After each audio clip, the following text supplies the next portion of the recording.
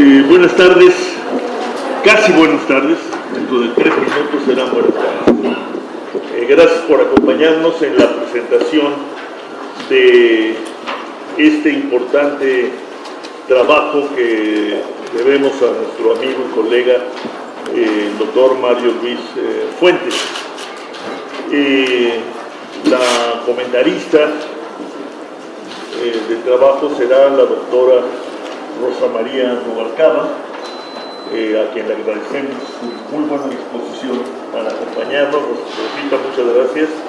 Rosa María es coordinadora de la Maestría en Población y Desarrollo de la Facultad Latinoamericana de Ciencias Sociales, FLACSO, en su sede de México. Es actuaria por la Facultad de Ciencias de la UNAM y doctora en Ciencias Sociales por el Centro de Investigaciones y Estudios Avanzados en Antropología Social, el CIESAS. Ha sido profesora e investigadora en el Colegio de México, directora general de Estudios de Población del Consejo Nacional de Población, CONAPO. Es autora de varios libros y artículos sobre temas sociodemográficos, entre los cuales están la evolución del ingreso de los hogares en México, desigualdad social, marginación, diferenciación socioespacial, polarización de las localidades en el territorio y también sobre metodología de la investigación en las ciencias sociales y técnicas estadísticas. Nuestro autor es el doctor Mario Luis Fuentes, y actualmente es investigador del Programa Universitario de Estudios del Desarrollo de la UNAM. Es titular de la Cátedra Extraordinaria Trata de Personas en la UNAM, coordinador y profesor de la especialización en Desarrollo Social en el posgrado de la Facultad de Economía y profesor en el posgrado de la Facultad de Ciencias Políticas y Sociales. Actualmente es también integrante de la Junta de Gobierno de nuestra universidad. Antes de dar la palabra a Rosa María, quisiera decir que el trabajo que vamos a presentar es en buena medida una muy digna y celebrable continuación de varios importantes esfuerzos hechos en el mundo y en nuestro país por construir una manera de entender y entendernos como comunidades, como sociedades. En 2008, al calor de lo que luego se llamó la gran recesión económica que afectó a los países más avanzados del mundo y a otros no tanto, como nosotros, irónicamente, es una ironía de la historia, digamos, el presidente Sarkozy de Francia convocó a un grupo de sabios para que discutieran esta cuestión, es decir, cómo contar con indicadores, con enfoques que nos permitan tener una idea más cabal, comprensiva de lo que nos pasa como sociedades, de nuestro bienestar o malestar, etc. Y fruto de este esfuerzo fue un informe muy completo, muy robusto, encabezado por 2 premios Nobel, el filósofo y economista Amartya Sen y el economista Joseph Stiglitz. Esfuerzo que fue luego recogido por la Organización para la Cooperación y el Desarrollo Económico. Y para abordar precisamente el tema del bienestar. ¿Qué quiere decir estar bien? ¿Qué quiere decir tener desarrollo social o tener desarrollo humano, como nos lo propuso Amartya Sen años antes? Bueno, ese trabajo se inscribe en esa tradición, porque ya podemos decirle tradición. Y a mí me da mucho gusto estar aquí presentándolo y promoviéndolo. Aborda nada menos que los puntos cruciales de la vida de cualquiera: nacer, enfermarse, crecer y morir. Pero el título del libro, creo yo, dice muchísimo de lo que nos obliga a reflexionar y a revisar. Las muertes que no deben ser, aludiendo a que hay muertes que no deberían haber ocurrido, sino después. Y eso pues, nos lleva a preguntarnos por, aquí sí que por la salud mental, política, comunitaria de nuestra sociedad, una sociedad que asiste casi impávida al crecimiento, la expansión de este tipo de muertes. Es una sociedad digna de toda sospecha, ¿no? Que yo creo que esa es la sociedad en la que estamos viviendo.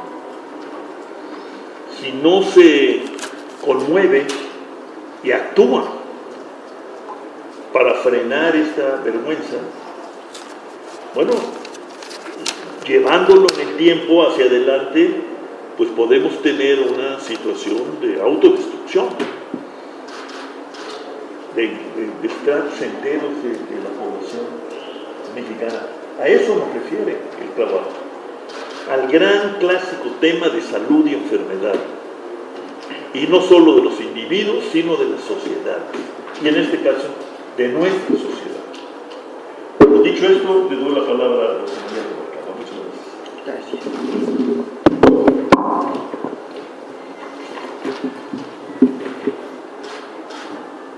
Tratando, y espero lograrlo, de ser ordenada, preferí escribir mi comentario. Agradezco muy cumplidamente la distinción de ser invitada a participar en esta presentación como comentarista. Mi primera reacción ante el libro, debo confesarlo, fue de desconcierto por el título. No obstante, la inquietud que provoca es el atractivo para iniciar su lectura. Los hechos vitales, en especial los nacimientos y las muertes, vistos desde el campo de la demografía al que estoy más habituada, se caracterizan mediante proposiciones descriptivas. Por ejemplo, decir una muerte evitable es algo a lo que estamos acostumbrados, pero no suelen usarse proposiciones normativas como la que da título a este libro, las muertes que no deben ser. La curiosidad entonces fue un acicate para adentrarme en su lectura. Mi comentario en esta presentación tiene como propósito invitarles a leer el libro, y por eso comenzaré por el final, con la última oración del epílogo, la última. Cito textualmente al autor: pensar críticamente para ayudar a bien vivir, pero también a bien morir, a las personas que en cada caso somos, puede abrir la puerta a una nueva forma de convivencia civilizada, a un proyecto de vida en fraternidad y solidaridad horizontalmente compartida por todos. Una tesis que sostiene la obra es que la muerte es, en todo caso, prematura, en una sociedad que tiene recursos suficientes para prevenirla y posponerla con dignidad. La pérdida de cientos de miles de vidas por causas prevenibles o evitables resulta a todas luces antiética, nos dice el propio autor. Pero, ¿cómo empieza el libro? ¿Qué camino recorrerá el lector hasta llegar a las conclusiones mencionadas? Como dicen los abogados, a confesión de parte, relevo de prueba. Mario Luis Fuentes advierte al lector que él clasifica su libro como de economía política y no de demografía o de salud pública, aunque claro, trata esos temas también. Aduce que busca mostrar que la enfermedad y la muerte están determinadas por las desigualdades estructurales, la pobreza y la marginación, y que es necesario construir una mirada distinta frente a los determinantes sociales de la salud, pero sobre todo ante la propia forma de pensar y problematizar estos fenómenos. Como lectora llamó poderosamente mi atención la centralidad que da el autor al concepto vulnerabilidad y su manera tan cuidadosa y precisa para acercarse a su amplitud y profundidad. Nos dice que es un concepto que ya estaba presente en el debate social en México desde los años 30 del siglo pasado. Declara como hipótesis que los fenómenos en los cuales se sintetiza la complejidad de lo social, las desigualdades y las injusticias son aquellos que se expresan en los eventos vitales, la natalidad, la morbilidad y la mortalidad. En sus palabras, en cada uno de los eventos vitales se sintetiza el conjunto de relaciones sociales y estructuras de poder económico y social que rigen a una sociedad. Esta perspectiva de Mario Luis Fuentes coincide con la propuesta de Popper para ver el mundo como un mundo de propensiones que se generan en una situación que actúa como un campo de fuerza. Reiteradamente se afirma en el libro que es necesaria una construcción ética que debe profundizar en lo que ocurre cuando las personas enfrentan la existencia en condiciones persistentemente adversas. Esta es una propensión que el libro nos convoca a cambiar y para hacerlo habría que modificar la situación que la genera, lo que a mi parecer el texto expresa claramente con las siguientes palabras. La complejidad social exige un nuevo marco de categorías de análisis que devele los goznes y las estructuras que permiten la peligrosa reproducción de las condiciones que permiten que la desigualdad, la pobreza y la violencia permanezcan en nuestro espectro social sin que nadie ni nada pueda modificarlas.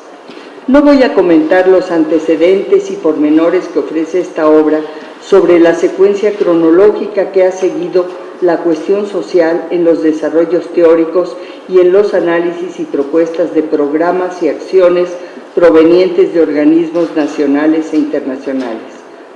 Conmino a quienes lean el libro que tengan a la mano papel y lápiz para marcar los programas y acciones más relevantes en la cuidadosa revisión que presenta el autor y la manera como las enlaza en una propuesta que desde mi punto de vista hace un llamado a trastocar el orden que impera en la generación de estadísticas. El argumento mediante el cual se construye la noción de vulnerabilidad es sorprendente. Todos, cito textualmente, todos somos vulnerables a algo en algún momento y lugar. Luego entonces, la vulnerabilidad es consustancial a la naturaleza humana y etimológicamente puede caracterizarse como una herida originaria. El autor justifica esta conclusión en un análisis etimológico y concluye que la vulnerabilidad no se supera al buscar protección mediante capacidades personales y sociales. Para aprender a vivir con esa vulnerabilidad, la responsabilidad que tenemos que asumir es la edificación de lazos solidarios para que el momento en que la herida de que somos portadores se haga evidente. El autor no nos lleva al desencanto o a la resignación, sino que ofrece una solución colectiva que nos hace responsables de construir un modelo de bienestar sustentado en el reconocimiento de la vulnerabilidad humana compartida. No es casualidad que el capítulo 1 que acabo de comentar se llame Por una apología de los vulnerables. Mario Luis Fuentes invita a leer los otros capítulos anunciando que mostrará todo aquello que nos permite percibir la huella de nuestro ser vulnerable. El capítulo 4, dedicado al análisis e interpretación de la... Perdón, ya me estoy saltando.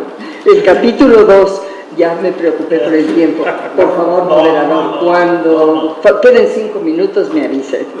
El capítulo 2, dedicado al análisis e interpretación de la natalidad en México, es abrumador.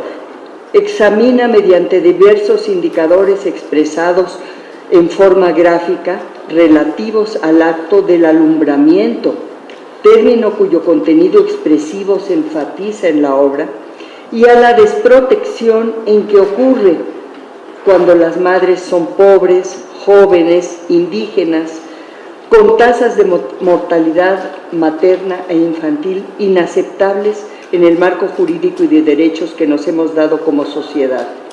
La información por entidades de la República deja ya ver desde este punto la desigualdad que en su extremo más desfavorable recurrentemente muestra a Chiapas, Guerrero y Oaxaca.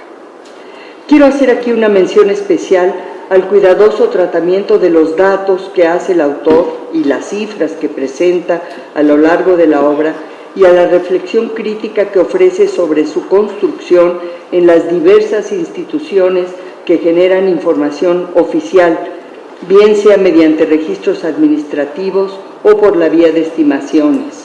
No obstante, merece atención especial su llamado a tomar conciencia de que las medidas dan una visión estadística, pero ocultan el sufrimiento humano comprendido en los conceptos que miden. Las enfermedades claramente enlazan la natalidad y la mortalidad. En el capítulo 3, enfermedades de la desigualdad y la pobreza, enfermedades del poder, el autor establece la distinción entre enfermedades inevitables que no dependen de condiciones o factores externos al organismo, y como ejemplo menciona las malformaciones congénitas, que son una de las principales causas de muerte en menores de 1 año, y diversos tipos de cáncer asociados a factores hereditarios. Como contraparte, refiere a enfermedades que dependen fundamentalmente de factores socioeconómicos.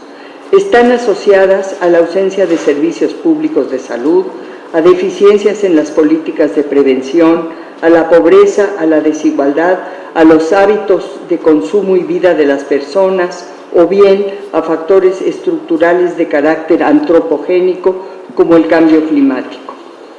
El panorama es desolador.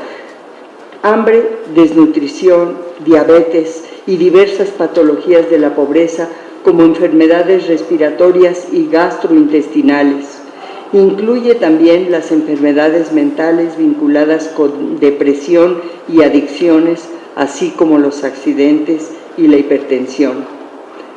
Concluye el capítulo afirmando que las familias en México enfrentan hoy en día uno de los contextos sociales más complejos de las últimas décadas, pues ante las limitaciones institucionales no existen respuestas ni se vislumbra un cambio estructural en el corto o mediano plazo.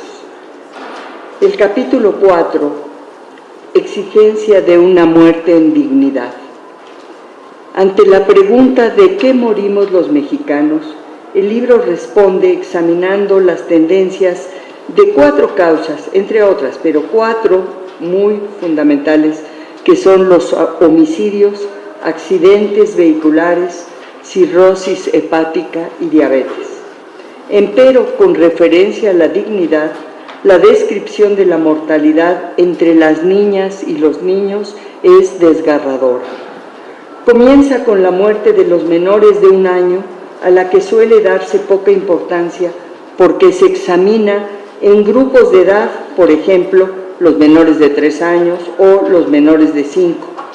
Mario Luis Fuentes informa que de las muertes totales que ocurren en el país, una de cada 20 es muerte infantil, o sea, de un menor de 1 año.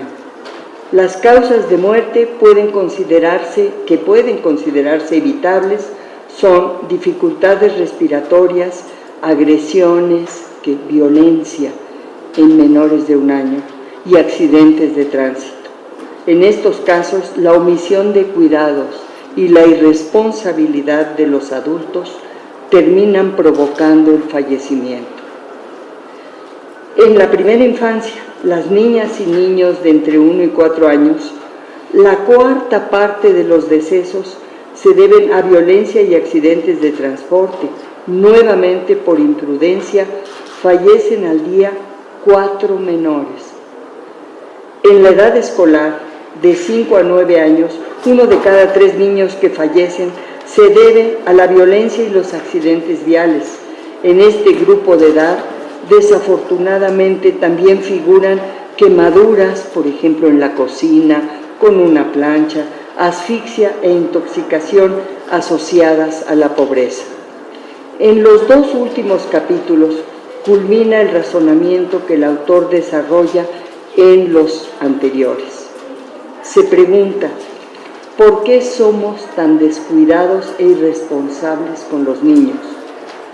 ¿Por qué somos reacios a aceptar que la violencia que se ejerce sobre los más pequeños es atroz y sádica? Creo que no tenemos respuesta como sociedad para estas preguntas que nos plantea el autor. El capítulo 5, para una nueva crítica de la violencia, una interpretación de la mortalidad accidental y violenta, inicia con un desarrollo que ofrece las bases filosóficas para entender el fenómeno de la violencia y pone al lector frente a la indiferencia ante la maldad que la provoca. Refiere la falta de datos para apreciar dimensiones, por ejemplo, del abuso infantil y de los tratos degradantes hacia los menores. La violencia familiar, la violación y el abuso sexual muestran tendencias preocupantes. E igualmente perturbador es saber que la mayor parte de los homicidios y suicidios que se presentan en hombres de 15 a 29 años, la gran mayoría, se presentan en su mayoría en ese grupo, hombres de 15 a 29 años, quienes, nos dice el autor, se están matando entre sí. En este capítulo, el autor subraya que no tenemos una comprensión cabal del fenómeno de la violencia, para el cual carecemos de conceptos que nos permitan siquiera describirlo adecuadamente, apelando a la humanidad antes que a las estadísticas para proponer políticas públicas. Por último, el título de la obra, Las muertes que no deben ser, queda plenamente justificado en el capítulo 6, El futuro evitable. El autor profundiza en las muertes en exceso evitables y muestra que las 7 causas principales de las muertes prevenibles en conjunto representan 58% de las muertes totales. El año 2016, por supuesto, da cifras y tendencias muy profusamente, pero el año 2016, 400,000 muertes pudieron haberse evitado en el momento en que permite calificarlas como prematuras, y en especial resalta el número de suicidios que creció en 10 años, de 2005 a 2016, un 33.5%. El análisis de los diversos indicadores por entidad federativa revela profundas desigualdades socioeconómicas y muestra nuevamente que los estados en que predominan las muertes prematuras son, como antes ya comenté, los estados con mayor pobreza: Chiapas, Guerrero y Oaxaca. En este capítulo final, el libro propone un modelo de análisis estadístico que reúne más de 30 indicadores examinados y permite apreciar cuáles son los factores asociados a las muertes que pueden prevenirse y evitarse. Desafortunadamente, no tengo tiempo para describir con detenimiento esos resultados, pero termino mi comentario con una conclusión derivada del modelo de análisis que expresa de modo elocuente cómo evitar, que se expresa de modo elocuente en cómo evitar un futuro sombrío, llevándonos al terreno que el propio autor delimitó al inicio, el de la economía política. La mortalidad evitable en México está asociada y determinada por múltiples factores que interactúan de manera simultánea y compleja, por lo que la respuesta de política pública debería ser sustentada en la comprensión de dicha complejidad. Muchas gracias.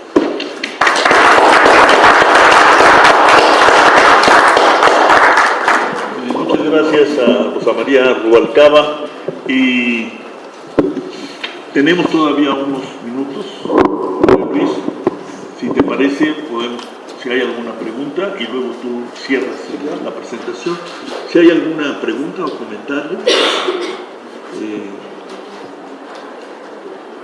Con ánimo porque contesta el autor,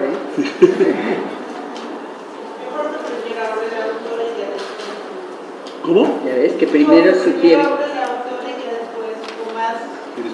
con más elementos. No, yo no contesto. Bueno, pues todos vamos a escuchar al autor, está bien, como usted diga. Muchísimas gracias a todos ustedes, sobre todo a los jóvenes estudiantes, obviamente a profesores, al profesor Cortés, al profesor Cordera, a mi maestra Rosa María. Lo digo en el sentido de sentirme privilegiado por su reflexión y sin duda formación. A los tres les tengo una profunda admiración y déjenme decirles, es en el diálogo continuo con los maestros que uno aprende y con un privilegio mayor que yo tengo, que además ser maestro de nuestra universidad, dar clases en la Facultad de Ciencias Políticas y la Facultad de Economía. Es en las preguntas, en las miradas de ustedes, los alumnos, cuando uno lo observa y uno tiene la duda si uno está siendo claro o logra generar este aprendizaje de algo que llamamos la cuestión social. Este libro es un libro testimonial, de alguna manera.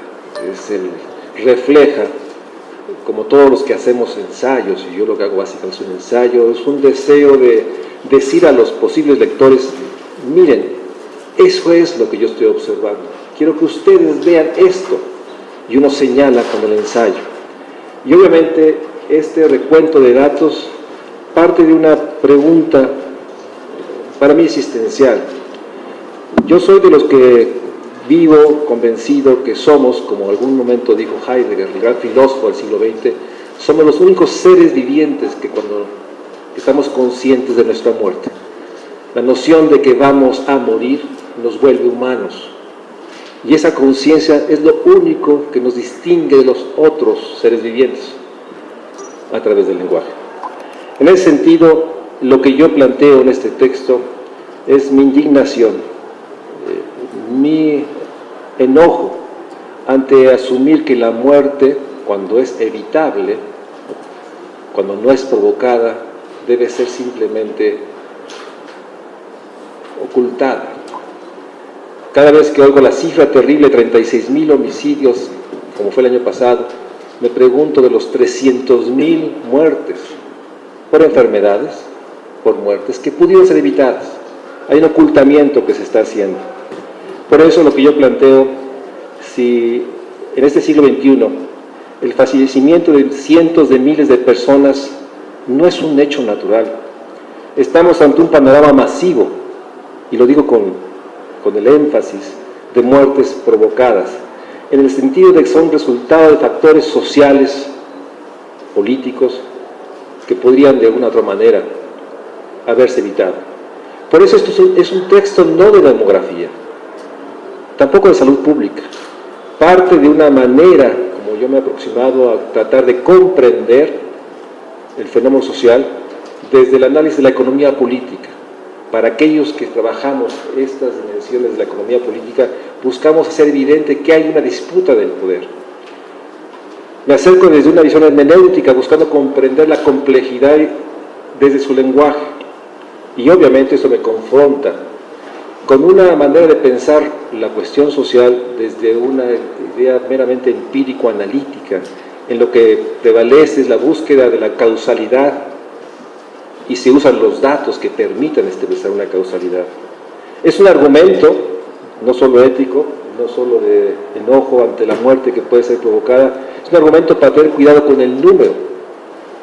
El dato se ha convertido muchas veces para muchos como explicación del fenómeno, y el dato lo que nos da es una huella del fenómeno, nos da ciertas magnitudes, pero el dato, si no es ampliamente deconstruido, puede ocultar el fenómeno.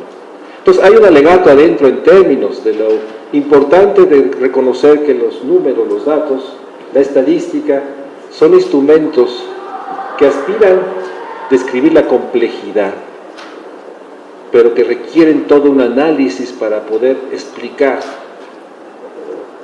no la causalidad, sino la comprensión del nuevo fenómeno. Por eso yo me pregunto una y otra vez en el texto, ¿qué significa en el siglo XXI los eventos fundamentales de todos nosotros? El nacimiento, el transcurrir de la vida misma y su desenlace de inevitable. De esta manera, también el texto, lo que busco y transmino en la escritura que está, es hacer visible que hay un discurso dominante que no alcanza, que está ocultando la huella fundamental que implica el dolor, el sufrimiento, la tristeza de esos casi 400.000 muertes que pudieron ser evitadas, de las 770.000 muertes del año pasado. En ese sentido, la facticidad de la muerte en México es vista desde la mirada de la teoría crítica, que exige pensar el fenómeno de la muerte desde dos conceptos. Desde enfrentar que los eventos fundantes de la vida, nacimiento y muerte, se ponen en tensión en función de dar cuenta que se requiere ser una reflexión que ponga en predicamento esta naturalización de la muerte.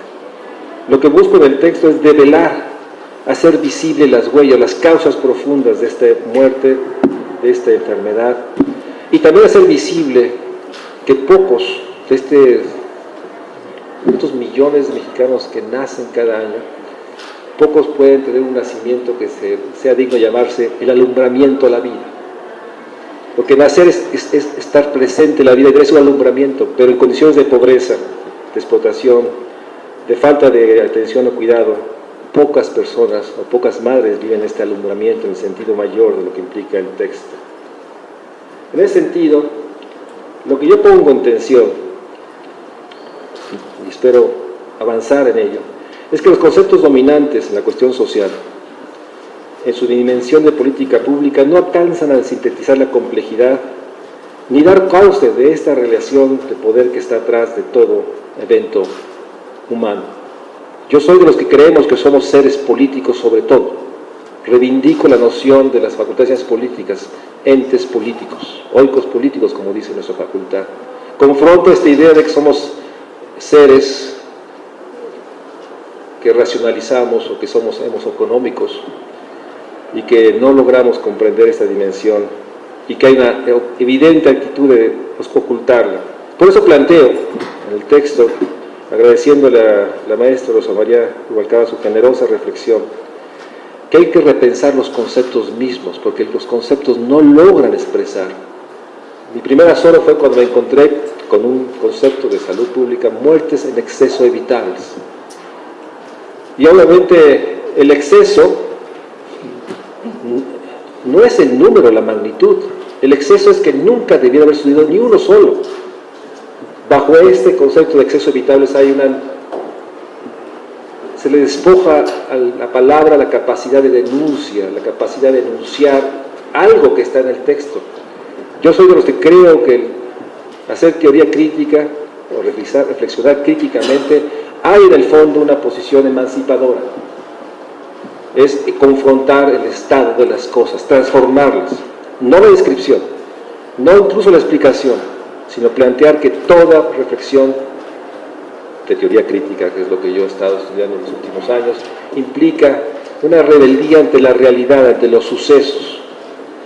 Y en ese sentido me enfrento a los conceptos con los cuales se piensa lo social y me atrevo a construir una nueva significación de un concepto central, la vulnerabilidad, entendida como la herida que portamos todos, porque todos sabemos que vamos a enfermar y morir, todos somos vulnerables.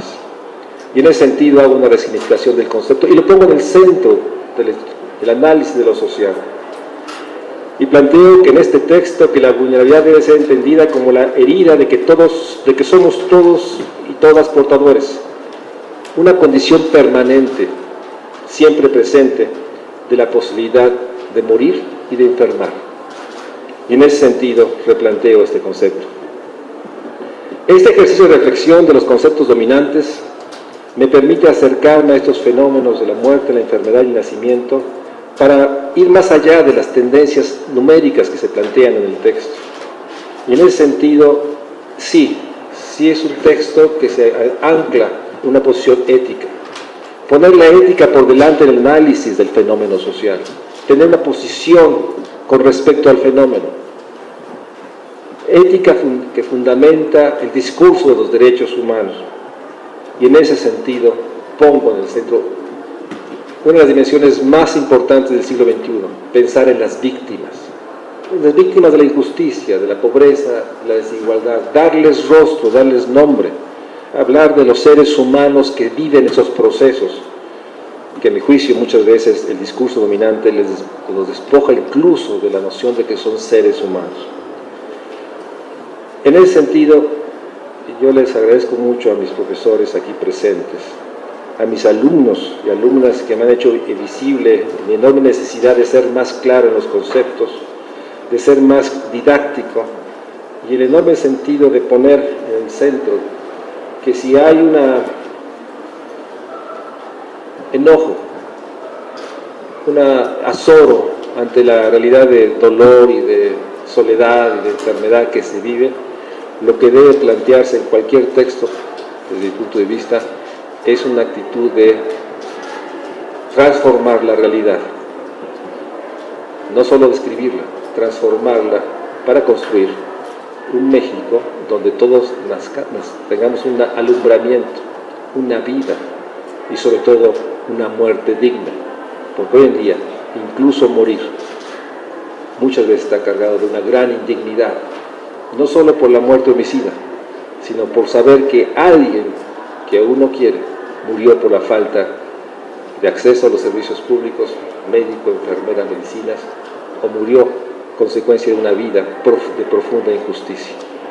Por eso, reitero, mi convicción, que hay muertes que no deben ser en nuestro país.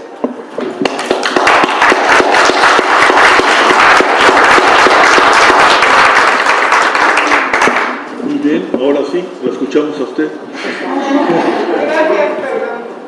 Me gustaría que profundizara un poco sobre su concepto de salud y enfermedad.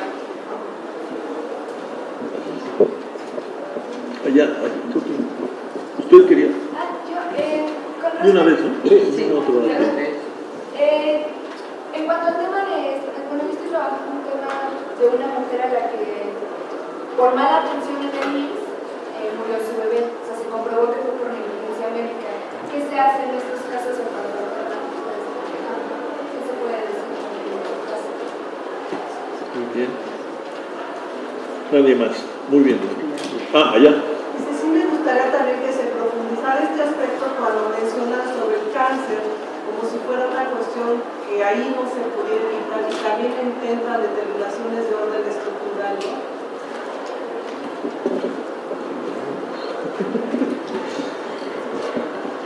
La próxima semana voy a la Facultad de Medicina, imagínense, con los médicos. Hasta ahora me he librado con los demógrafos, porque no me he reunido con ellos, pero bueno, déjenme la enfermedad, a ver, todos somos seres que sabemos que vamos a morir, aunque no los tengamos presentes, pero es lo que nos hace esta noción de ser humano, la conciencia que vamos a morir, y por eso el planteamiento de construir una vida de alegrías y plenitudes para poder llegar a ese momento. Pero ese momento está construido en términos del acceso a la salud que podamos tener. Y el acceso a la salud obviamente no es la ausencia de enfermedad, es el poder tener un entorno social, económico, que nos permita una vida digna. Entonces, una noción de la salud solo como ausencia de enfermedad nos reduce al ámbito de la salud específicamente. Y hoy tenemos que hablar de esta dimensión íntegra del ser humano, en el cual la salud se puede comprender en el sentido más amplio posible, que permita una vida digna. Y obviamente la enfermedad, en la cual todos tendremos una enfermedad. Hoy en día en nuestro país, desde mi punto de vista, la carga de enfermedad está totalmente determinada por el acceso a los sistemas de salud universal. Hoy muchas gentes podrían no solo no enfermar, si tuvieran agua potable disponible o no tuvieran pisos de tierra. Pero el tema, cuando uno tiene la enfermedad, se enfrenta a la enorme injusticia de los pocos que tienen un médico, una enfermera, o los recursos para comprar. Entonces la enfermedad también tiene una carga de injusticia social. No solo es la presencia del virus o la presencia de una serie de transformaciones de las células que nos pueden llevar al cáncer, porque incluso el cáncer, detectado oportunamente, puede generar años de vida. Y en esta trastocación de los datos se habla de hacer las mastografías, pero el problema del mastógrafo no es el problema es el que haga la interpretación y haga el seguimiento para evitarlo. Y por eso, los cánceres de mama, grado 3, el 80% de la identificación son en cánceres de grado 3, ya es demasiado tarde. Entonces, en ese sentido, la salud y enfermedad se convierte en una expresión no de salud pública o del sistema de salud, sino una expresión de la enorme injusticia, que es una injusticia que como transporta el concepto. Si hay injusticia es que hay responsables. Por eso yo reivindico el concepto de justicia social para hacer visible que sí hay responsables. Por eso confronta esta idea del capital humano, de las capacidades, porque oculta que hay un responsable y deja todo en la acción individual. Y por eso planteo que hay que poner el centro de justicia social para revelar la injusticia, y un elemento puede ser el capital humano, pero no es el concepto rector. Y obviamente en esta realidad está vinculado que también, como todo el proceso de enfermedad y muerte, como yo lo observo, es una manera de observar la estructura social, política, económica, de justicia en nuestro país, que pone en el centro el sistema judicial y el tema de negligencia médica. ¿Qué hacer cuando, déjame ir el relato más dramático que siempre se me viene a la mente cuando hablo de estas cosas, los 49 niños muertos en la ABC? No debió ocurrir. Estaban en custodia del Estado vía el IMSS, que hizo una subrogación, había una autoridad municipal, una autoridad estatal, todo falló, un desorden generalizado, ha dicho el ministro presidente Saldívar. Y ante eso no hay responsables. Entonces el tema de la injusticia que transporta la muerte evitable, la muerte provocada, ¿sí?, requiere sacar del aislamiento el dato de la muerte y enfermedad como si fueran datos únicamente de la presencia de bacterias o de virus, o esta noción que a veces se asume que el cólera es algo como, digamos, como no evitable, o la muerte antes de un año. O sea, estos datos no son finalmente causas de signos naturales o mayores. Y en ese sentido, por eso, el usar la enfermedad y la muerte como expresión de la injusticia social. Muy bien. Es que me mandó la señal que tengo. Que ya. Es que aquí muy bien. Pues, el teacher me manda señales que le cortan. Muchas gracias a la doctora Rubalcaba, a nuestro autor, Mario Luis Fuentes, y desde luego a todos ustedes por habernos acompañado en esta primera presentación de este muy importante trabajo que Mario Luis Fuentes puso a circular. Muchas gracias. Felicidades a todos.